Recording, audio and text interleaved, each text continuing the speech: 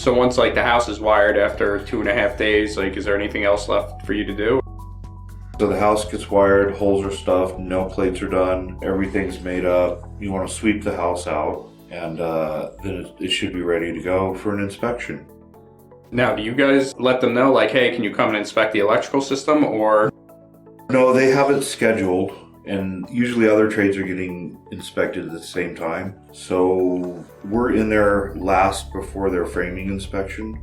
So the plumbers have to be done, the AC guys have to be done, and then we'll go in there and do our stuff, and then they can go for an inspection. And after it gets inspected, then they can come back and insulate it and drywall it. Do you ever have any issues where something gets missed and they inspect it and? Yeah, there's lots of times where I've been in houses that they've missed outlets. You can go as far as to miss a jumper on your circuit. When you say miss an outlet or miss a jumper, what does that mean? They miss putting in the outlet. They got the drawing and they just forgot that, hey, there's an outlet supposed to go there. Yeah. Oh, wow. Exactly. So that happens. Sometimes there was one guy who used to work at the same place as me. He would put a box up for the smoke detector, but he would pass by it and not wire. There would be no wiring. Really? Yeah, so that he'd do that on every single house. At least one smoke detector he'd forget to wire. So yeah, it happens. And the inspector, if he's a good inspector, he'll catch it. But a lot of the times they don't catch stuff like that. They definitely won't catch missing jumpers. What's a jumper? It's when you connect the dots, just the wire that goes in between the boxes. And all that stuff, you typically don't catch it until if it's a missing wire in a box, the trimmers, the guys who actually put the outlets and switches in, they'll be like, hey, there's no wire here. And that's after drywall, paint, and the house is like almost ready to go. Wow, that stinks. So what do you have to do then? Like if it's already has drywall on it and everything, but there's a wiring mistake that you got to fix? You got to climb up in the attic and get the wire there. And there's tools to get a wire down a wall without cutting drywall. There's definitely an art to it. It's not the easiest thing to do, but it's possible. Wow, I didn't know that. I just automatically assumed you'd have to take off the drywall. No, if I wanted to get a wire down into an outlet, I have a 5-foot drill bit, which is flexible. So I can just take that box off the wall, pull it out, put my drill bit in there, and then I have a 5-foot extension that'll go on that. So I can actually drill that top plate up there from down here. Wow, so you can remove the outlet, stick a giant drill bit in there, and drill the top of the wall from the bottom where the outlet is. Yes. Wow. Without cutting drywall. And the nice thing is the drill has a hole at the tip of it, so I can leave the bit in the wall, and when I go into the attic, I would just tie the wire to that hole and pull the wire down through while I pull the drill bit out. Wow, that's interesting. As far as wiring up that house, after the 2.5 days and everything, and it gets inspected, but you're pretty much done, right? Yeah, we're done in there. Yeah. And then it's on to the next job? On to the next house, yeah. Now, is there a big difference between the residential and the commercial side of things? There is. Residential, you don't have to have schooling. They'll teach you on the job. When you do commercial, you can start at the company, but you're pretty much just a laborer until you either decide that you want to go to school, and they'll usually pay for your school to get a journeyman's license. Residential, you work with Romex, and that's wire that's already has sheathing around it. And in commercial, you'll work with EMT, where you have to pull the wire through the EMT. Electric metallic tubing. Really? So in commercial stuff, you take the raw wire, the metal wire, and you have to pull it through a tube? It usually has a coating on it, the wire does, but it's one at a time. So wow. You can grab like 4 different colors and pull it through the tube, depending on what circuit you're running. Whereas Romex, it's all the wires are in one sheathing. So in commercial, you basically have to install the raceways first, and then you go back and pull the wire through the raceway. Are there any other big differences? Residential, you work with 110, 220 voltage, and commercial, it's much higher. It's like you got 480 and 720. There's also 3-phase in commercial. That's 3 hot wires, and residential, you just have, they call it single phase, but there's 2 hot wires there. Residential, you have to be able to read the blueprint and circuit the house yourself. Commercial, everything is basically just spelled out for you Really? on the print. You just have to know how to bend pipe. Interesting. And you need to bend pipe to make the tubing and stuff? Yeah, the 90s, and sometimes you have to jump over pipes with the conduit. You use pipe benders for that, and it's all a calculation, but they teach you that in school. Now, in your brief time as like a commercial electric guy, was there any major differences? Like, are they going to businesses and running electric, or?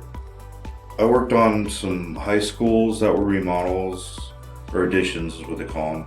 I worked on a firehouse that was a new build. Anything where there's block wall, it just takes forever for them to build up the wall. So What's a block wall? Like concrete? Masonry block? Oh, okay. So like concrete or Brick, yeah, concrete. brick? Okay. The gray blocks is usually what I'm talking about. So you have to, when you get to that job, the first thing you want to do is take all your metal boxes and you duct tape them. Duct tape all the way around the holes of the metal boxes. There's like hundreds of them you have to do it to. And you do this because when they start putting the masonry block in, you have to go and set your box down on one of the masonry blocks, and the guys, they'll cut out a block like just for that block. And it goes in the middle of the cell, because there's usually 2 cells in the blocks. It goes in the middle of the cell, and you put PVC, a couple feet of PVC on top of it. So the PVC goes on the box, you only put 2 feet on it. They do their next row of block all the way around. You could be there for months, and all you're gonna do during the day is you're gonna glue 2 feet of PVC on a pipe, maybe 4 times that day, and that's all you're gonna do. It's really boring. Commercial guys and residential guys are just like night and day. Residential guys are running the whole time. They're busting butt to get stuff done. Commercial guys, not so much, because they're just waiting to get the block built up. So after the block gets built up on the job, then they go through, and that's when they start actually bending pipes with the pipe bender to connect everything overhead. But on a commercial job, everything's spelled out for you, right down to how many blocks up you're gonna put a box, and what transformer is gonna go where, what size pull box you need. So the commercial jobs, it sounds like, is a little bit more slow moving because everybody's kind of working at the same time, and you got to wait for other people to do their stuff. Yep, and there's more like math to it because you got to have math to bend the pipes. The pipe bender, there's calculations to bend the pipes basically. So if you know that you got a 10-foot stick of EMT and you need to bend it 8 feet, there's an equation to get that bend. You would, measure 2 feet back and add 5 inches, and that's where you would put the star of your bender to bend it down. Something they would teach you in school, you can learn it yourself. They have apps nowadays that'll teach you how to do it. There's a book called Ugly's Electrical Guide that Home Depot sells. It's a little handbook. It'll tell you how to bend pipe. YouTube. There's other bends too, like saddlebacks, where you have to jump over something with a straight pipe. There's calculations for that. So you have to insert the number for how high, where you want it to start, where you want it to end. And then there's angles on the bender too. Yeah, they have to be all at the right angle. It's just a process to learn. I recommend going to school for commercial, get your journeyman license. Residential, you don't really need to do that because you're not bending pipe. You don't need to worry about calculating for voltage drop because the buildings that you're working in is not like 5,000 feet from point A to point B like commercial buildings would be. Yeah, they're super big, so the length of wire starts to actually have an effect on how power. Yeah, it's called voltage drop, yeah. Is it always like new installs that you're doing, or do you ever have to go out and do repairs? No, I do home warranty work, and I also do remodels. So what percentage would you say is like new installs versus repair work?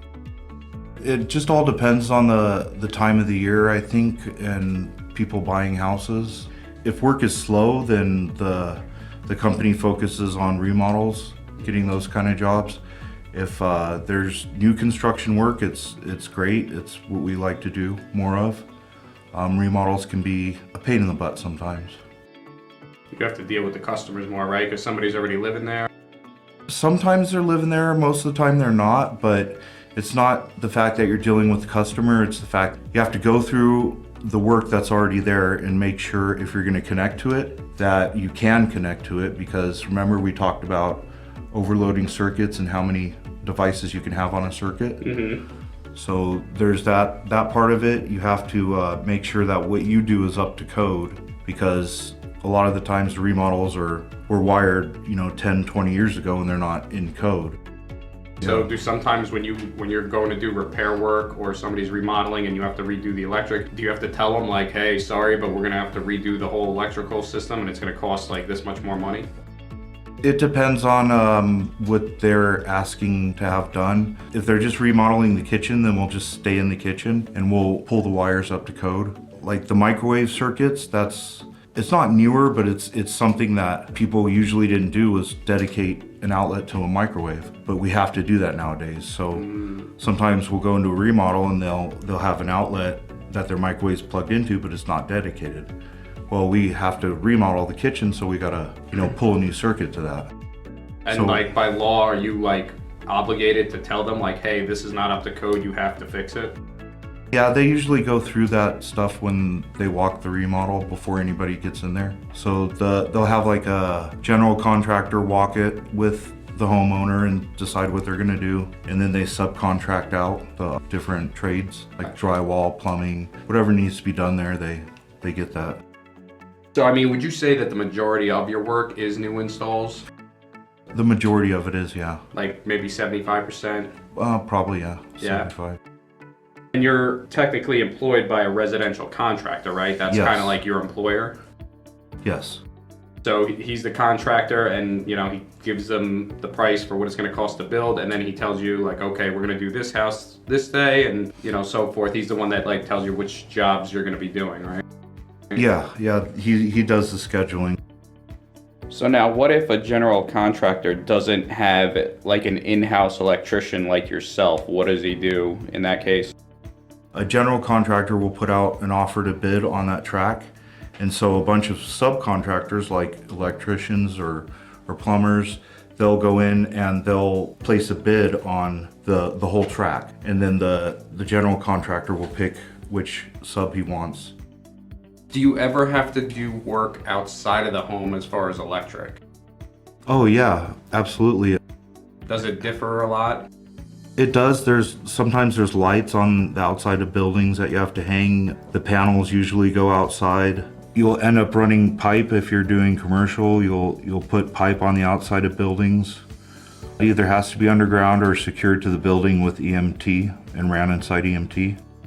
So do you ever have to like dig trenches? Yes, we do have to dig trenches, and wires will typically have to get put in PVC